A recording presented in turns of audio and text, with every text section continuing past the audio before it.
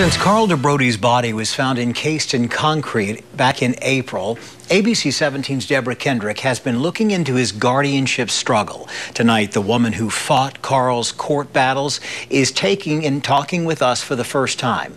And Deborah, Mary Beck tells you she saw a conflict of interest in how Carl ended up at an independent supported living facility.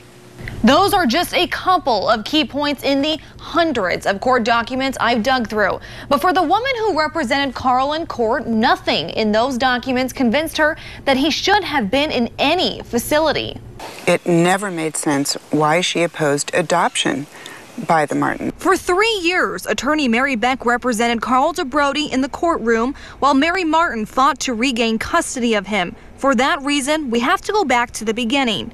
Carl DeBrodie was born to Carolyn Summers, who had mental limitations.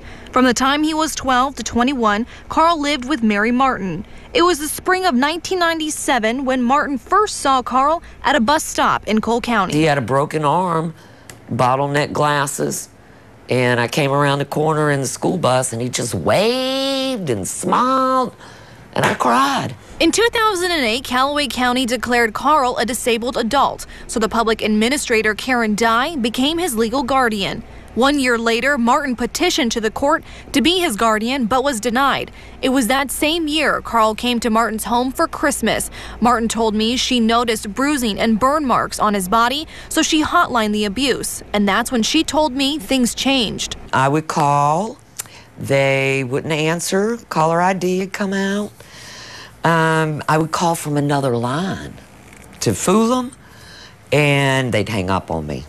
Martin says Dye stopped her from visiting Carl. Court documents show Carl said someone at Second Chance hurt him, but it couldn't be proven after investigation. In 2011, when Carl turned 25, Martin tried to adopt him in Cole County, so Beck supervised a visit at Martin's home. Carl walked into the house like he owned it. He opened the door, he walked into the kitchen, he got himself a drink, he petted the dogs. Beck tells me seeing Carl with the Martins, she knew it's where he should be. Compared to his Second Chance interactions, completely different. What was the difference? The second time I saw him, he was crying.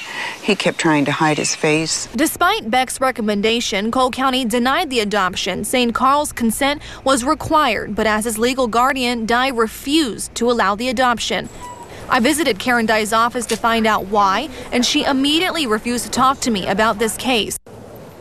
Beck contends Dye stopped the adoption process for reasons that could be a conflict of interest. This is in my guardian ad litem report to the court, so it's not confidential information. Okay. There was a financial tie between Karen's office and Second Chance Homes. That tie, Beck says, is because the legal guardian's deputy was working at Second Chance while working at the Callaway County Public Administrator's office. A real conflict of interest to have a facility for incapacitated adults have a financial tie to a main worker in the public guardian's office. In a document obtained by ABC 17 News from the Missouri Department of Mental Health, Second Chance was bringing in an average of $592,000 each year from 2009 to 2017, totaling more than $5 million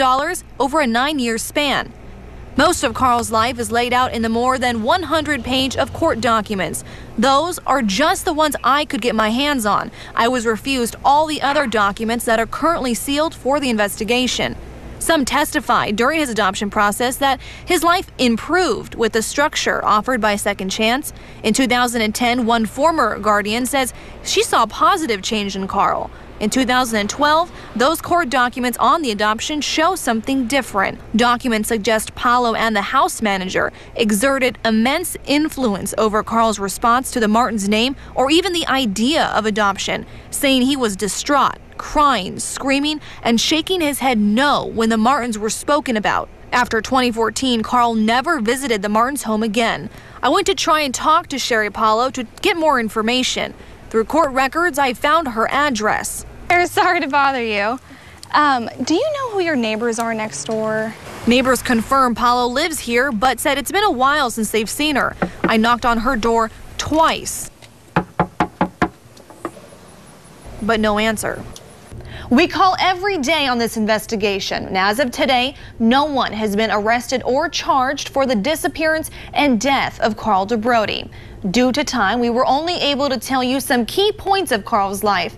I've gone through the court documents and compiled more details for you to read both sides, including where Carl wanted to live. I have all of that information on our website. Go check it out on abc17news.com.